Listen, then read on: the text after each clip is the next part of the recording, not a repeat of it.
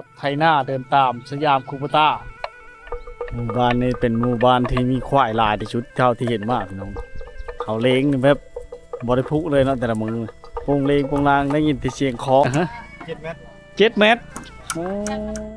เป็นอ่านรถโอ้มาอยู่ในนี้โอ้ยบ่มีฮอตอันนี้จำนะ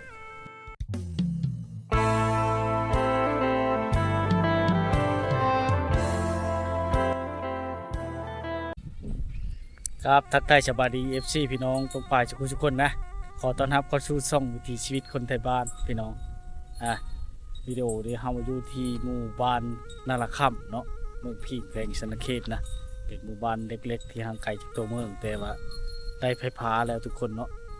สัญญาณโทรศัพท์ก็คือว่ามีแต่อันบ่แห้งบ่ได้นะมีแต่สัญญาณลักเก่าเนาะลัก5ลัก7นี่โอ้ยบ่มีเลยพี่น้องเป็นหมู่บ้านที่มีโง่น้องเขาเจ้าจะเลงภายในกลางบ้านเลยถือว่าปล่อยเลยนะหมู่บ้านนี้ก็ถือว่าเป็นหมู่บ้านนึงที่มีโง่หลายแต่ว่าบ่พี่อะไรทุกคนเลยเขาจะปล่อยเลยตอนแรกเขาจะพูเนาะปล่อยอิสระเลยนะให้หน้าตากายช่างนี้เขาเจ้าจะเฮ็ดโหถือว่าถ้าเป็นชัดมันจะสนุกสบายเนาะเห็นหมอเขาจะปล่อยเลยตอนแรกจะเป็นไล่มาพูเนาะทักทายยามค่ำมันพี่น้องเลยเดี๋ยวมาติดตามส้มกันไปเนาะใส่จิโร่นะพี่น้องจากเขาใส่แล้วนี่จะมีแม่ค้ามาเอาเนาะแม่ค้าหับจ้างโลละ10,000 กีบทุกคนเด็กน้อยเขาโอ้ยบานนี่ดูเลยเนาะพี่น้องเลยที่ชนบทแถวนี้เหินห่างแล้วก็ทีหลายเนาะแล้วก็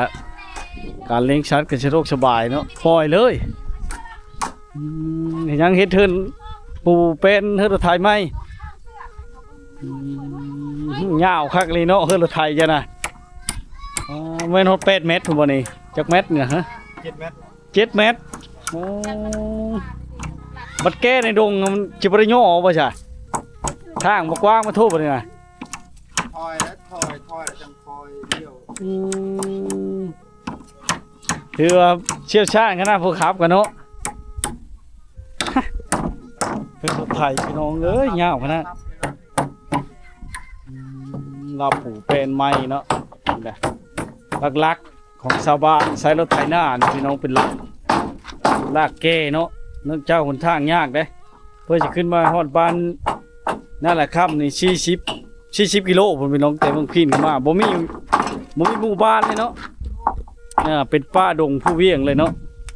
ถ้ามาผู้เดียวก็เสี่ยงเลยคือเบาต้องหาพี่น้องมานำเลยพี่น้องเลยจนย่านมาเลยผู้เดียวว้าเดินใช้บ่เห็นบ้านเลยว่ะ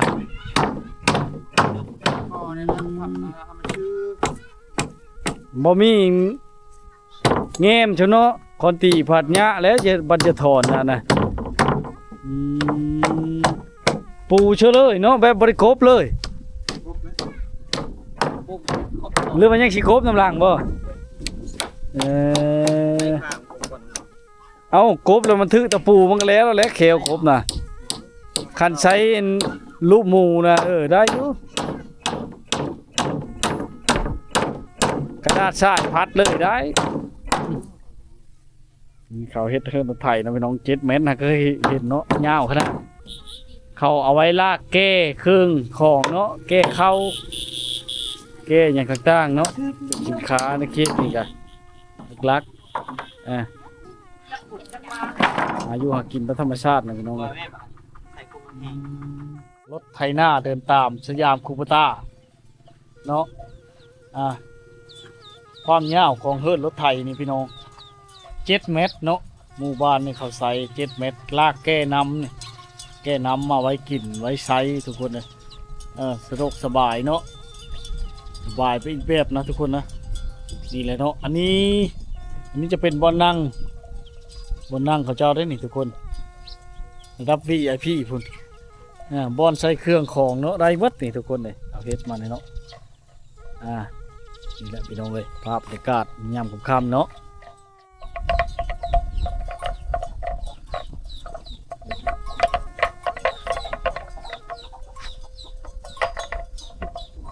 มีไม้ขยูงไม้ที่ราคาแพงที่สุดพี่น้องเนาะว้าป่านเขากวางเนาะนี่ทนมันใหญ่นะทุกคนเนาะยังมันยังเก็บรักษาไว้อยู่นะน้องนะไม้ขยูงเนาะพี่น้องเนาะไม้ที่ราคาแพงเลยนี่มีบอนปลูกพักข้าเจ้านี่พี่น้องมันหักลงเลยเนาะแต่ก็ยังอันนั้นอยู่เขตนี้ถ้าบ่ปลูกพักกินเองจะบ่ได้มีพักกินเลยพี่น้องเลยเนื่องจากว่ามันไก่ตัวเมืองเนาะ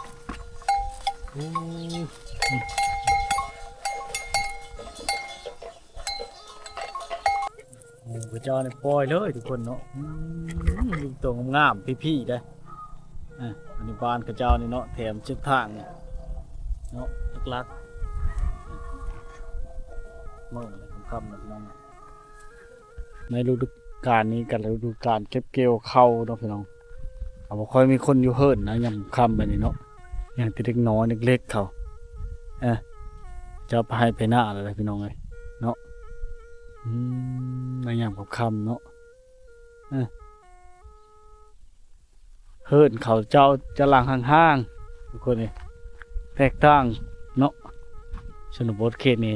แต่บ้านแถวนี้เนี่ยห้างขึ้นมาแต่เมืองพีนขึ้นมา40 กิโลนี่จะบ่มีบ้านคนเลยทุกคน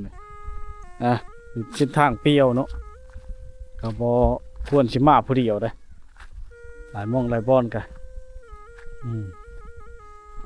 เนาะ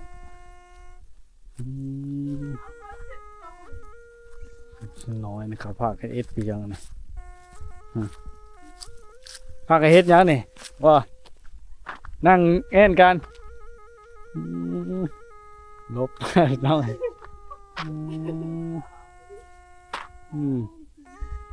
น้องเว้านะคือว่าท่านเพิ่นเว้าธรรมดาเว้าผู้ไทยงานมาโดนแล้วมาอยู่นี่เอาไปอยู่น้ำลูกสาวก็มีลูกชายเดียวเลยไปเกยอยู่นะท้อมาแต่ไปคุดจิโร่ป่ะเจ้าน่ะได้ลายบ่มื้อนี้ขายมื้อใด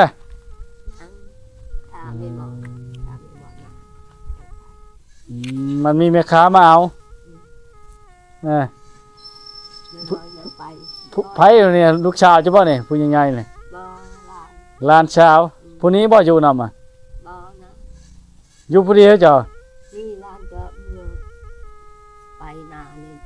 ดูก่อนหลานต่างเงินหลานต่างเฮิรน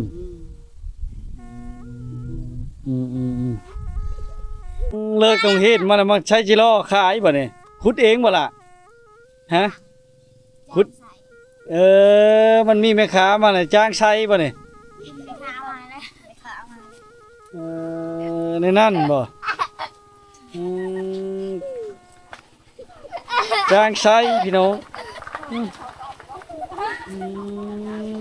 นี่แต่ผู้ดูเนาะหมู่บ้านนี้เป็นหมู่บ้านที่มีควายหลายที่สุดเท่าที่เห็นมาพี่น้องเขาเล้งแบบบ่ได้พุเลยเนาะแต่ละมือโป่งเลงโป่งลางได้ยินแต่เสียงเคาะเคาะบักง่ายหนึ่งทุกคนเนาะลายขนาดแต่ว่าควายลายเจ้าบ่เคยกันได้เนาะดูถามแค่ทางสบายบ่มีรถบ่มีล่างเลยเนาะเป็นควายดำเนาะเคาะบักง่ายหนึ่งดังคักขนาดน้องมาใช่เนี่ยชวนกับหากินบ่หัวมันของมันตายมันป่าเลยเยอะไปเอาไปเบิ่งน้องมาชวนกันไปมันทุกคนกินน้องเลยเนาะครับนะครับขอวักใหญ่หนึ่งทุกคนเลยแต่ว่า2-3 กิโลดังคักขนาดเนาะครับในการธรรมชาติงามแรงเนาะ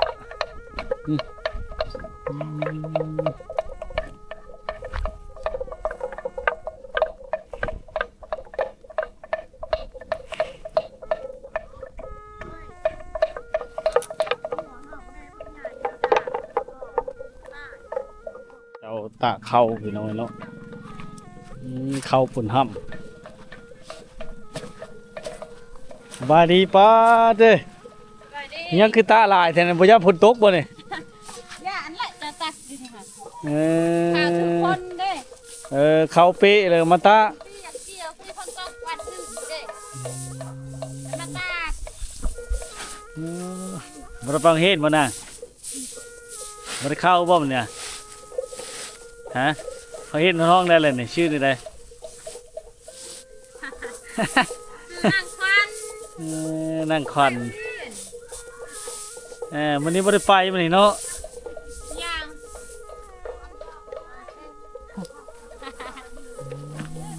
นี่แหละนี่ชาวชนบทพี่น้อยชนบทนี่ขยันนะพี่น้องเอ้ย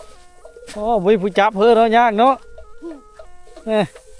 คนสิมาอะไรพอดีเด้อจะหน่อยตะมือละลาแล้วนี่น้ำบ่ทันกันเนาะ จะมาทานคนตกคือเรา ควายในบ้านนี่หมดเลยลายเนี่ย ควายมาควายเลยค่ะ หลายเนาะควายแต่นี้เนาะเอาเลี้ยงเขาบ่ได้พูเลยบ่แต่ละมือน่ะแบบนี้น่ะบ่ ควายจะกระ ตอนแรกพุ่นผูน่ะบ่ ผูกมาควายละผูก แล้วคือว่าสบายเลยปุ้งเล็งอยู่มันนักเคาะบ่ยันนักเคาะบ่มันชินเคยเด้เนาะ หากินแกมบ้านเด้ทำมาหลายมาก ตอนแรกอะไรมาพูมื้อเช้าเลยปล่อยเลยเนาะ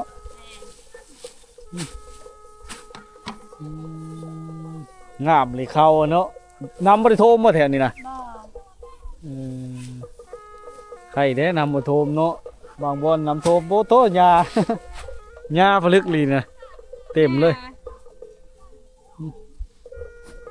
เฮ้อเก่าแก่พี่น้องเนาะเฮ้อที่แบบใช้การบ่ได้เลยเขาเจ้าเอามาทำเป็นประโยชน์ปลูกผักอยู่แต่เทิงพี่เนาะนี่กำลังเริ่มปลูกแล้วพี่น้องโอ้ปลูกปัญญาของชาวบ้านได้ประโยชน์ได้ทุกคนเฮ้อหางเฮ้อที่แตกแล้วนี่เนาะนี่อยู่แต่ดาดฟ้าพี่ทุกคนเลยหักเลยเนาะนี่แหละได้ประโยชน์ย้อนผู้ปัญญาของชาวบ้านเนาะพอได้แก่พี่น้องผู้อยู่เทิงไปนี่ใกล้กับบริชะเนาะชัดชาวาชิงก็กินบ่ได้พี่น้องรับ2 เม็ดพุ่นเนาะโอ้ชูได้ทุกคนเลยเอาเฮ็ดนี่มีพ่นน้อยขึ้นนี่เนาะแถวนี้กินน้ำผลบ่ใช่นี่นะ น้ำพ่น บัดย่ำแรงนี่ชาวเชื่อจ้ะ น้ำไหลทำชื่อข้าว ย่ำแรงรถเขาขึ้นมาฮอดบ่พี่น่ะ บ่อะไรสึกในบ้านสึก15 ทุก15,000พุ่นน่ะแพงดีเนาะ 15เศร้าเอาค่ะ ฟ้าผู้น้อยนี่ก็เก่งเนาะ อันเนี้ยพ่นนี่ซื้ออ้าวบ่มีเงินได้ซื้อตลาดบ่มีเงิน บ่ทางแถวนี้ได้บ่ได้บ่เอายังคือแบะมาพุ่นน่ะ นี่คุณละค่ะได้ ขึ้นไปเราโถ บ่มีน้ำได้กระถางซองบ่ ผู้ชายไปใช้จะคือแบะเลยนะ ไปเฮ็ดงาน ไปเฮ็ดงานแล้ว หัวเราไปเฮ็ดงาน เถอะคือบ่หาเมาแล้วมันก็แพ้แอวแล้วนี่ชื่อเนาะนั่นเนาะผู้น้อยนี่ก็เป็นเนาะโอ้ยการอยู่แล้วก็เล่นไปจักเยอะอีกวิแล้วก็บัดนี้เนาะเป็นช่องไอ้น้องบ่น่ะ บ่ป้า เป็นป้าเจ้า ป้าใหญ่อันต้องขี่รถให้ป้าใหญ่ ผู้เล่นไปได้ฉะน้องเจ้า แม่นหันน้องไผ่คนนี้ลาวหันเอาน้องพัวคนนี้ โดย พัวคนนี้เป็นอ้าย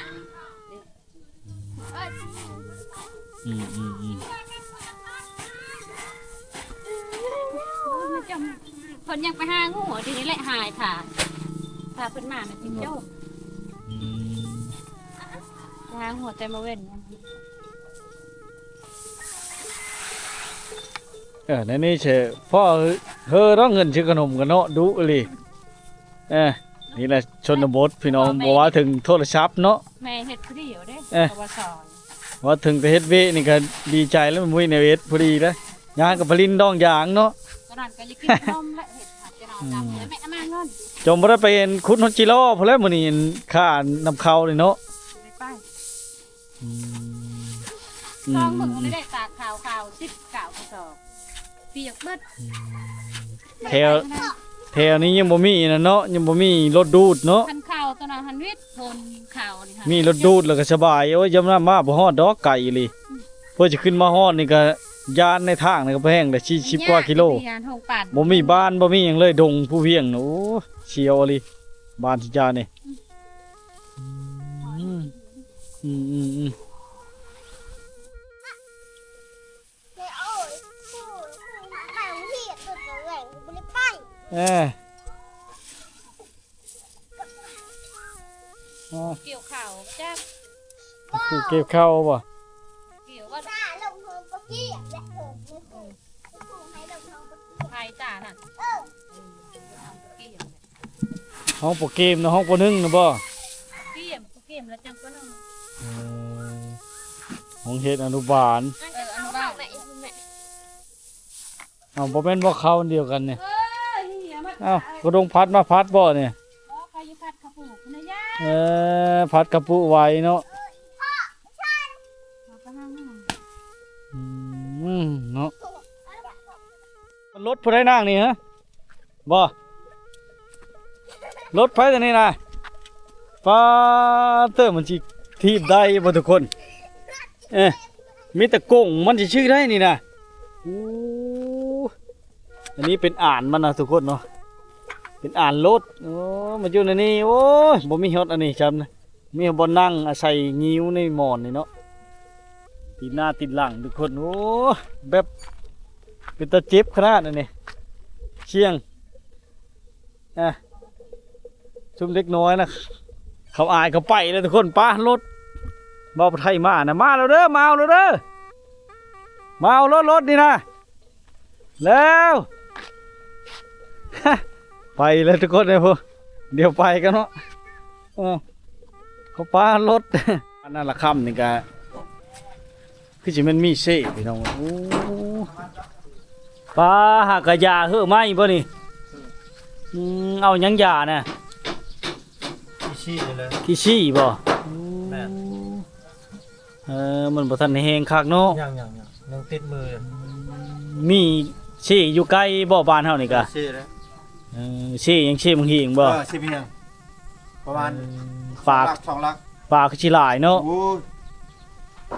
คันได้เฮ้อนี่ถือว่าโอ้ใส่หม้องเนาะหลายหม้อง ใส่มองลายมองใส่เบ็ดใหญ่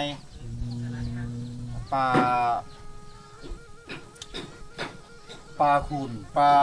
หัวหมาดแล้วก็ปลาช่วยปลาเครื่องหลาย โอ้พอได้กินเนาะคันไปหาเนาะ พอได้กินบ่ได้ซื้อพอได้กิน แถวบ้านเฮาเขายาบัดนี้นะเขาอันนั้นได้ใช้นะ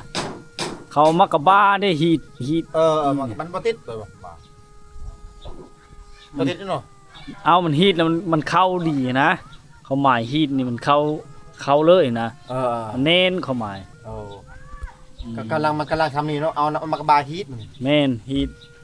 ริวชูอยู่เนาะมักกะบ้านะ โอ้บึด แถวป่า บึด นี่คือนี่ค่อยไปเห็นเจ้าฮีดเลยหลังจากนั้นเลยใช่ป้าบัดนี้ ใส่ปลาไปนี่แหละเฮาฮีทนี่เนาะ หรือว่าเอาพ่องน้ำมันป้อม่องดิเขามาซื้อก่อนเลยจะบ่ได้ฮีดนะบ่ได้ใช้ยาเลย เปื่อยแล้วมันกลางเลยเนาะ ถ้ามันบ่ถ้ามันเปื่อยมันยังพุ่นจังได้รับ3ปีนี่กุ้มบ่ได้ยาเลย โอ้ ชื่อป้อม่องยาวๆเด้เขาใช้นี่ก่อนเขาสิโตะเขาแถวบ้านเฮาเขาเอ็ดแบบ เขา นั้น เฮ็ดอยู่แถวนี่นะแคมป์คลองนี่เห็นบ่แถวแคมป์คลองสวรรค์นี่เขาเอาพองน้ำมันนะ พ่องน้ำมันป้อม่องนั่นแหละ ปอมหน้าหันเขาตีใช้เลยนี่ ตีเฉลยแบบนั้นแหละค่อยเว้าม องพวกกันทีมงานเขาหา และ กิน บ่ได้ชูยาหลายนี่มีแต่ยาแบบเข้มนี่ อันนั้นมีแต่ว่าย าแถวเข้มแบบนี้นี่ บ่มันแตกนี่ บ่มันแตกเขายา เฮ็ดเจ้าเฮ็ดใช้เองบ่นี่หรือขายเนี่ย เฮ็ดดีไซน์เองนี่แหละ โหบ่ได้เนาะ บ่ขึ้นบ่ทันเบาอ่ะ อืม ขึ้นบ่ทัน งามคะแนนเลยพี่น้อง ป้อ เนาะ มมันน่ะเอ้ยตีใส่นี่เอาลงเลย ลงเลย บ่ได้ยานะ บ่ได้ยาอีได้แบบนั้นได้ แตก แถวบ้านเฮา นั่นแหละเนาะ ถือว่าเป็นครั้งแรกเนาะที่ได้มาบ้านนาละค่ำนี่พี่น้องเนาะเขาเจ้าเลี้ยงชัดนี่โอ้ยสบายเลยปล่อยเลยทุกคนเนาะหลักๆกินเพิ่งแล้วทุกคนโอ้เขาเจ้าเพิ่งมาให้มันเนาะมันได้ลูกน้อยนี่แต่ละมือนี่แขนเคาะเลยทุกคนเนาะ แคนเคาะนี่ไก่และไก่เขาเจ้าจิไล่เขาแรงเลยทุกคนเลยว้ามีแต่ตัวงามๆพี่น้องเลย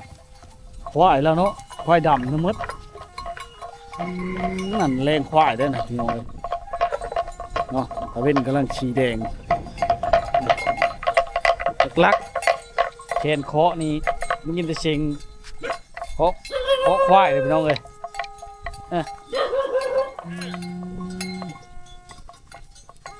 แคนเคาะแคนมะกะแรงเนาะแซ่บเลยพี่น้องเลยนี่นะมีชาวบ้านเนาะคำปานนี้ก็ยังบอกค่อยมีคนอยู่ในเฮิร์นนะประมาณยามนี้ยามเกี่ยวข้าวเขาเจ้าไปอยู่ให้อยู่หน้าแล้วเนาะเกชนบทเกนี่เนาะ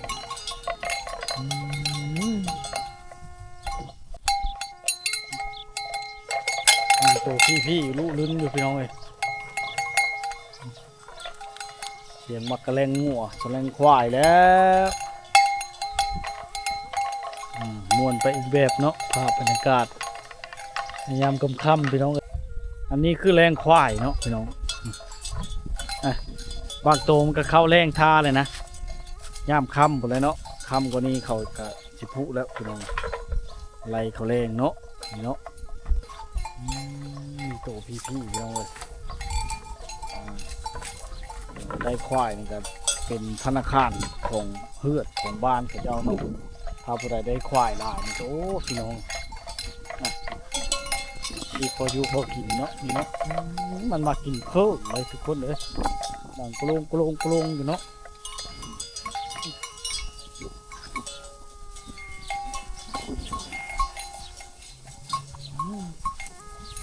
ตะแคงพี่น้องเนาะเคาะควายเนาะได้ยินแต่เสียงเคาะควายแล้วหมู่บ้านมันมาเลยพี่น้องกุ้งเล่งกันเนาะ